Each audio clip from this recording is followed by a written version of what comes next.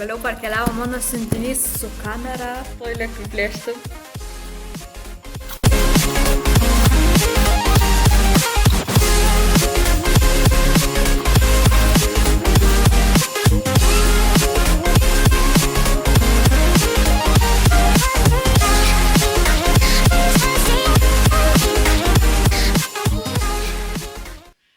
Pradedam.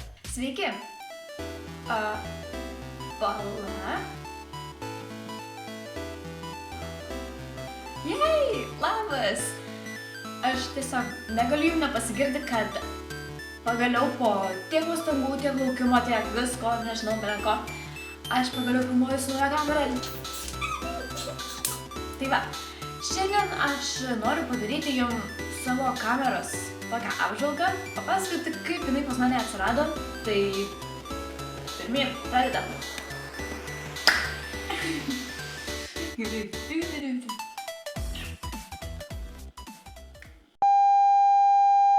Pirmiausia, ką galiu pasakyti, tai yra labai svarbu svajoti ir vykdyti, siekti savo svajonių.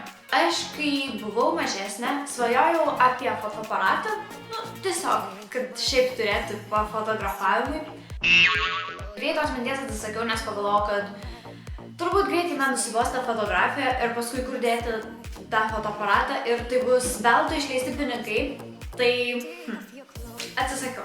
Tada po kelių metų pradėjau kurti video ir kelti juos į YouTube ir tada vėl grįžo tas noras turėti geresnį įrenginį filmavimui ir fotografavimui, aišku. Užsibrėžiau tikslą įsigyti kamerą. Vasarą įsidarbinau, dirbu iki pat šiol, kada turiu laisvą laiką ir sutaupiau visai nemažą sumą už ją. Nusipirkau kamerą ir dabar filmuoju. Bet iš tikrųjų nebuvo tai viskas paprastai. Aš išsirinkau Nikono vieną tokią kamerą, kuri galvojau, kad man yra tinkama, ten bus gerai su ją filmuoti ir toliau. Žiauriai nedaug trūko, kad aš ją nusipirkčiau.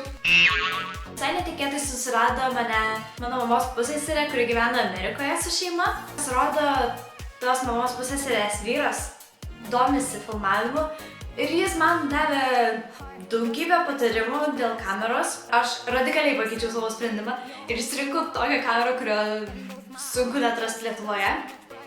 Taigi aš užsisakiau tą kamerą ir ją atsiuntė ne į Lietuvą, o į Ameriką, į Veronikos ir Alekso namus. Ten dėdė Aleksas tą kamerą pratestavo, patikino, kad viskas yra gerai su ja ir išsiuntė į Lietuvą. Aš pat visai neseniai kelias dienas aš tą kamerą paėmiau rankas pirmąsyk ir tikiuosi man pavyks su ja išmokti dirbti labai gerai, kad galėčiau daryti nepriekaištingus video. Tai va, dar kitaip pakeičiau savo filmavimo įrenginį, nes dabar pagaliau noriu pristatyti tai, kągi aš nusipirkau.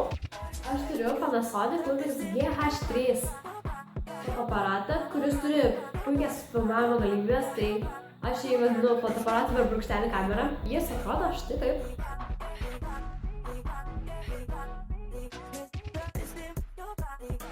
Ir jis pas mane atkeliavo štai tokioje dėžėje.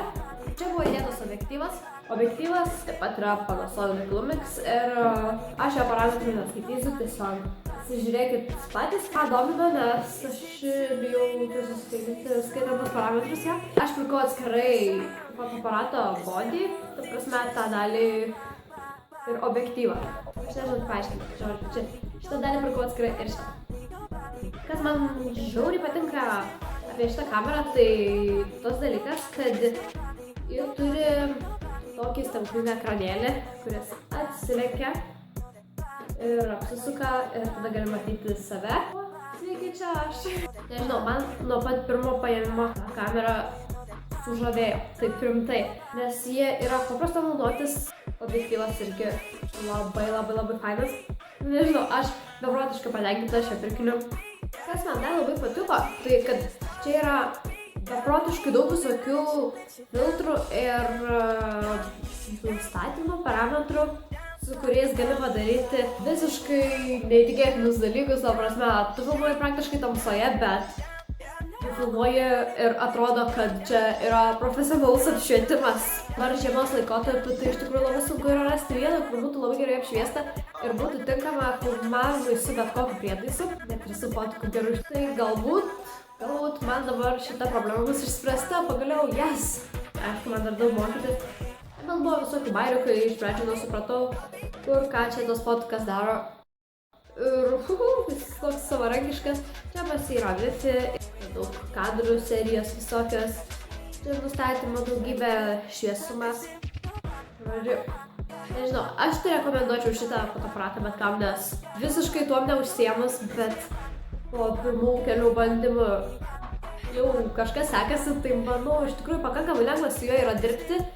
Ir tikrai žiauriai mane kaip džiugiuosi jį įsigijus.